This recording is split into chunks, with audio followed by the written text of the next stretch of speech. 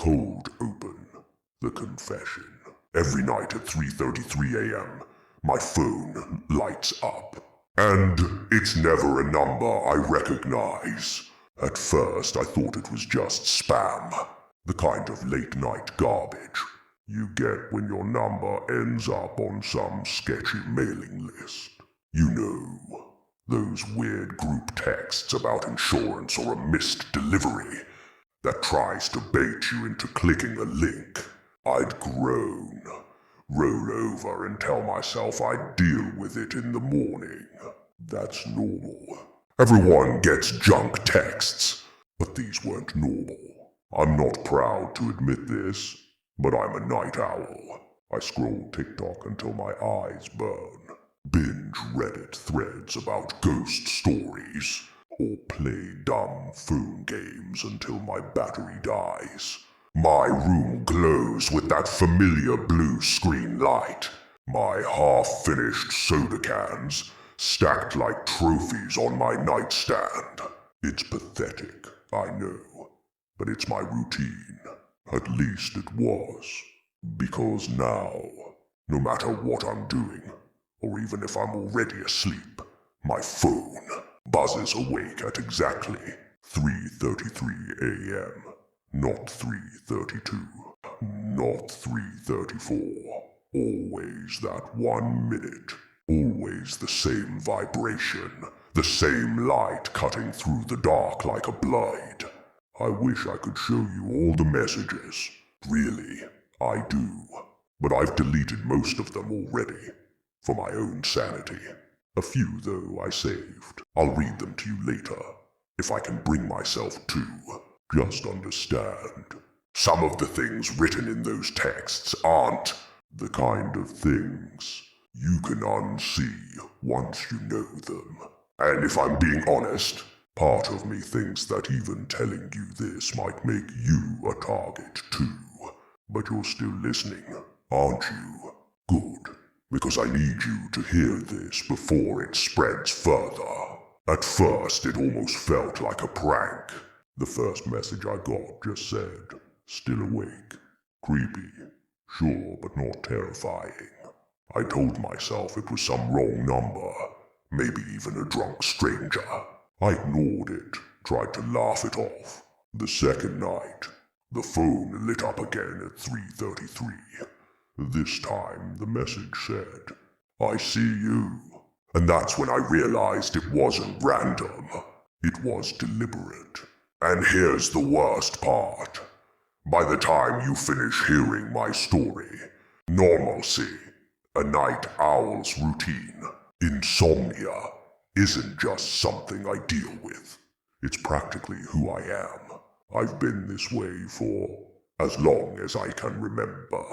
Some people can close their eyes, drift off, and wake up refreshed like they just spawned in a new save file. Not me. My brain doesn't come with a sleep button. At night, it just loops, replays every dumb conversation I had that day, every bill I need to pay, every embarrassing memory from middle school. You know how it goes. So I fill the hours. YouTube is my lullaby, auto-playing endless compilations of conspiracy theories, old creepypasta readings, and random cooking tutorials I'll never try. I bounce over to Reddit, scrolling deep into subs I shouldn't admit I frequent. My friends are used to it too. At least one of them is always online, ready to trade memes until dawn. My room reflects the lifestyle. Soda cans lined up like fallen soldiers on the nightstand. A pile of laundry I swear I'll fold tomorrow. The dull hum of my PC fan filling the silence. There's something oddly comforting about it. Familiar, safe. I know some of you are night owls too, so you get it. That strange sense of being awake when the rest of the world is asleep. Like you're part of some secret club that meets under neon glow and screen light instead of candlelight. It feels cozy in a way, but it's also isolating.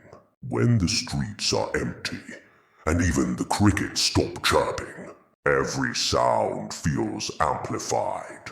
The tick of the clock, the creak of the floorboards, and, of course, the sharp, piercing chime of a notification breaking the silence. Dude, who's texting you that late? My friend Jason asked once, when we were gaming online. I laughed it off, said, nobody important, just spam. He groaned. You need to get your number off whatever shady sites you've been signing up for. We joked about it, and I muted my phone, thinking nothing of it. But here's the thing. Those late-night messages didn't start off terrifying. Not right away.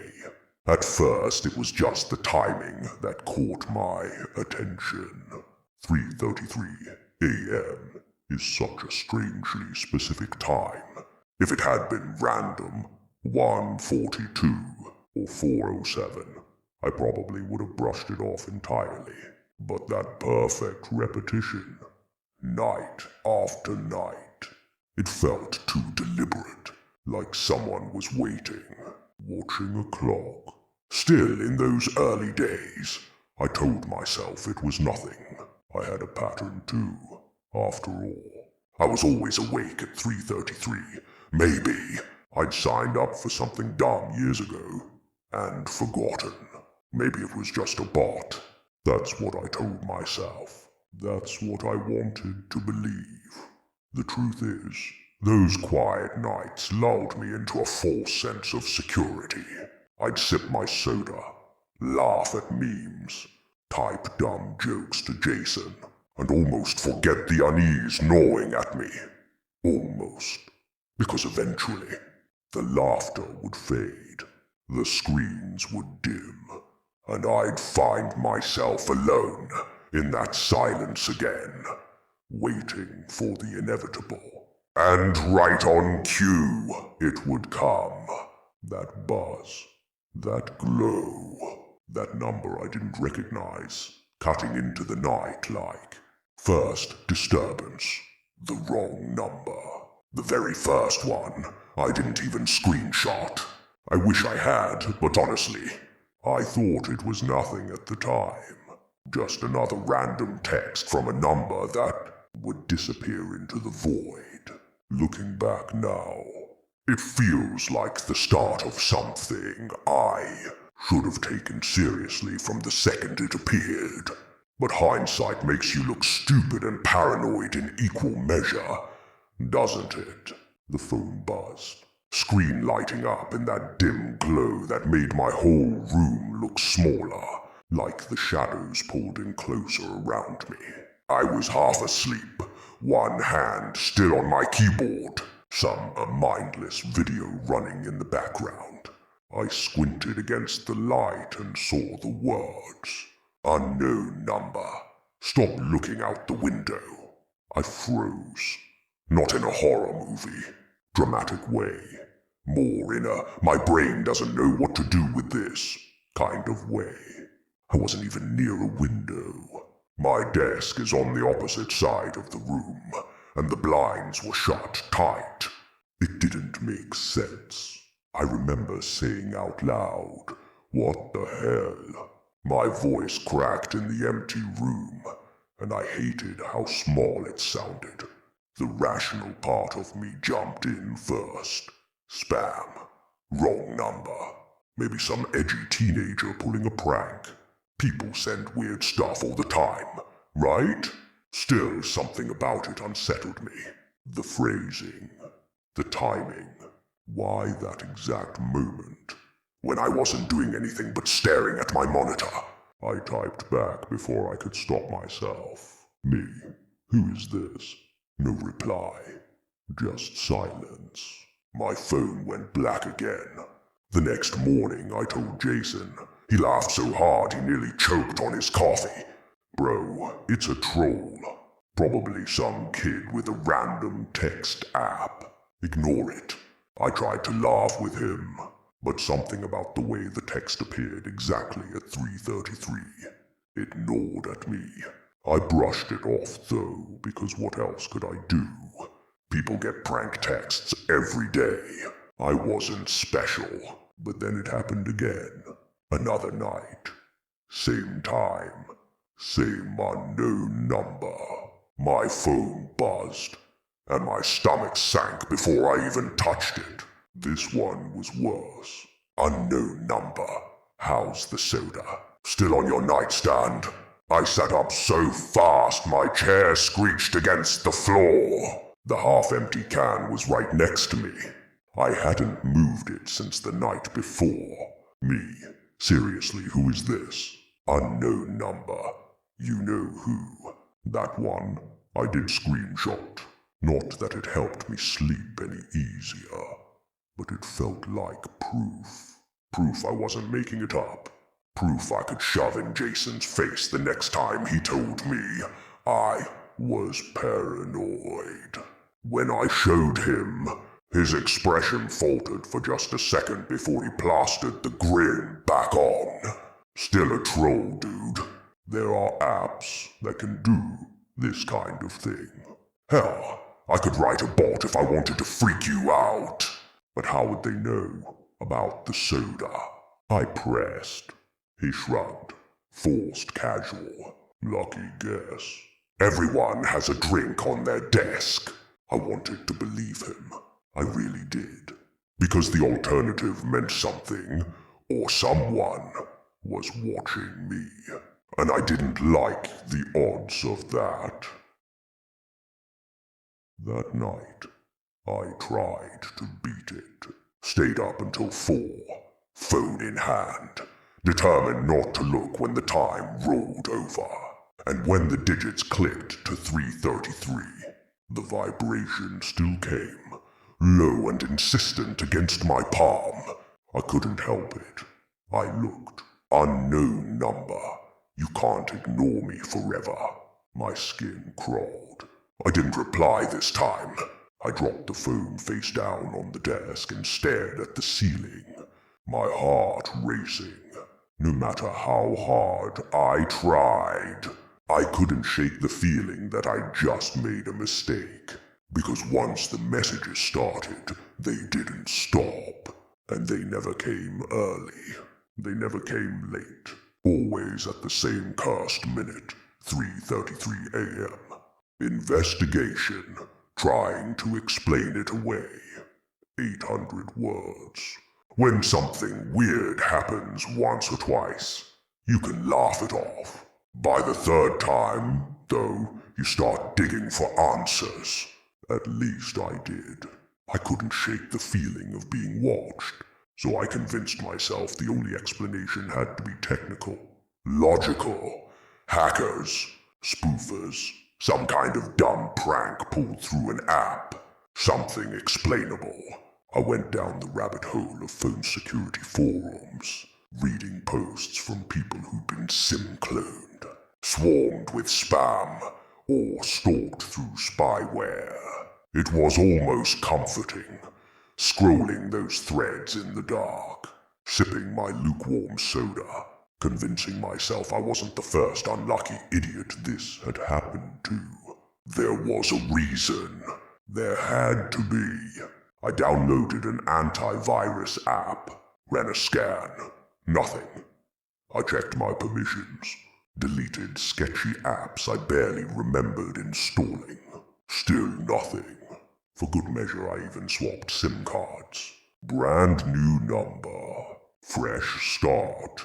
But the messages didn't stop. The first night after the switch, I stayed up, staring at my new phone with this weird sense of triumph. Like I'd beaten the system. Midnight passed. 1, 2. I felt almost smug. Then the digits flicked over. 3:32 to 3:33. And my stomach dropped at the buzz. Unknown number. Nice try. I remember my hands shaking so bad, I nearly dropped the phone. Some of the messages around this time. Look, I'm not going to read them all to you. They were too disturbing, personal in ways I can't explain. The kind of words that carve themselves into your brain and won't leave. But I can't forget them either. I wish I could.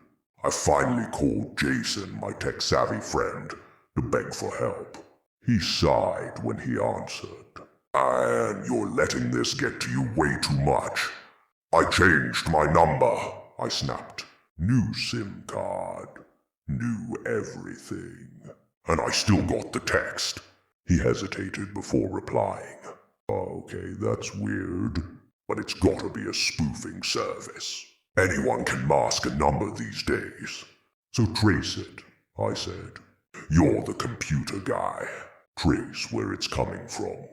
Jason chuckled, but it sounded forced. "It doesn't work like that. These apps bounce signals off servers. They're designed to be untraceable. Even if I could track it, I doubt you'd like what I'd find." "What's that supposed to mean?" He didn't answer right away. Then, "Look, it's just some bored loser screwing with you. Ignore them and they'll get tired eventually." But that night, ignoring wasn't an option, because the texts started replying to my thoughts. I don't mean thoughts I said out loud. I mean the quiet, fleeting things. The inner voice you don't share with anyone. Like when I was researching SIM cloning, I thought, "God, what if they're already inside my phone?" Seconds later, the message came through. "Unknown number. I am." I told myself it was a coincidence. Had to be. But it kept happening. Every paranoid what if, every doubt mirrored back to me in those gray bubbles. I'm going to break the fourth wall here for a second, because maybe someone listening knows more than me. If any of you understand coding, or spoofing, or whatever dark web tricks can make this possible, explain it, please, because I don't. All I know is my phone had become a mirror I didn't want to look into anymore. By the end of that week, I was barely sleeping. I'd mute my phone, throw it under a pillow, try to drown myself in YouTube noise. But like clockwork, 3:33 a.m. would come, and the vibration would crawl up my spine, no matter how deep I buried it. And then came the text that changed everything. The one that proved it wasn't just a hacker, or spoofed number, or some troll halfway across the planet. Because at 3:33 exactly my phone buzzed, and the message said, "Unknown number, nice hoodie. Blue looks good on you." I was wearing it, right then, in my locked room, alone. Escalation. The texts. Get personal. 900 words. After the hoodie message, I knew this wasn't just some faceless prankster. Whoever was behind the texts was close enough to see me. And once you realize someone can see you, when you can't see them, you stop feeling safe anywhere. I tried to pretend things were normal, to keep my routine the same. I'd grab coffee in the morning, scroll through my feeds, play games at night. But the texts followed me into every part of my life. One morning I stumbled half awake into the kitchen, poured myself a mug, dumped sugar in until it was practically syrup. Just as I lifted it to my lips, my phone buzzed. Unknown number. Don't drink that coffee. It's too bitter. I gagged and dropped the mug, hot liquid splashing across the counter. My hands shook so badly I could barely hold the phone. The message wasn't just accurate, it was instant. Whoever this was, they weren't guessing. They knew. That was only the start. Later that night, I was texting Jason, trying to keep it light. Me, I think I'm losing it, man. Jason, just block the number. Me. I tried. Doesn't work. Jason. Then change phones again. Or just stop answering. Before I could type a reply, another buzz came through. Unknown number. You shouldn't tell him about me. I nearly dropped the phone. Jason was still typing, oblivious. I didn't even bother explaining. I just shut the chat. The next night, it got worse. I was lying in bed, scrolling Reddit, trying to distract myself. I remember thinking, I didn't even say it out loud. Maybe I should throw this phone in the river. And right as the thought formed, the notification popped. Unknown number. Go ahead. I'll still find you. That was the first time I cried. Silent, ugly tears in the dark while I clutched the stupid glowing rectangle like it was a lifeline. And then the pictures started. I'm not going to show you all of them. Some were too disturbing. Some were of me, sleeping, my face slack, mouth open, blankets twisted around me. They weren't selfies. I hadn't taken them, but there I was, clear as day, caught from angles that no one should have been able to capture in my locked room. The first time I saw one, I texted Jason in full panic. Me. They have pics of me in my bed. I didn't take them. What the hell do I do? He didn't answer right away. I sent 3 more messages. Frantic. Finally, at 3:34, a minute after the usual window, he replied, Jason, you're overreacting. Don't feed into it. That's when I realized something else. None of my friends ever responded during the 3:33 window. I could text 100 words, beg for help, call them if I dared, and nothing. Their replies always came after. Like the world froze while my phone was lit up. On night, I tried an experiment. I sent Jason a message at 3:32 exactly. Me, please answer right away. Just type anything when you see this. The clock turned. 3:33. My phone buzzed. Unknown number. Nice test. He can't hear you now. I stared at the screen until 3:34, when Jason finally replied with a single confused word. Jason, what? It felt like proof that whatever this was, it didn't just know me. It controlled the world around me, at least for that single cursed minute each night. The texts kept pushing, growing sharper, more demanding. Sometimes they repeated words like commands. Sometimes they mimicked my own thoughts word for word, like I was typing to myself. It was relentless. And then, last night, came the worst one yet. I was lying there, clutching my pillow, fighting the urge to smash the phone against the wall, when the buzz came. My hands shook as I lifted it, praying it would be another vague threat, another creepy line I could try to rationalize. But instead, the message was simple, direct. Unknown number. Answer me at 3:33, or I'll come inside. The revelation forbidden knowledge, 1,000 words. After that message, answer me at 3:33, or I'll come inside. I couldn't sleep. I couldn't even close my eyes. Every creak of the house felt like a footstep. Every shadow stretched too long. I stayed awake until the sun cut through my blinds. And only then, when the light painted my walls gold, did I feel like maybe I wasn't completely alone. But fear has a way of mutating. By noon, my exhaustion had shifted into obsession. I needed answers. So I did what every desperate, half-broken night owl does when reality doesn't make sense. I went online. At first, I searched obvious things. Creepy texts at 3:33 a.m. Phone haunted at same time every night. The results were junk paranormal blogs, clickbait articles, spam. But I kept digging. Hours passed.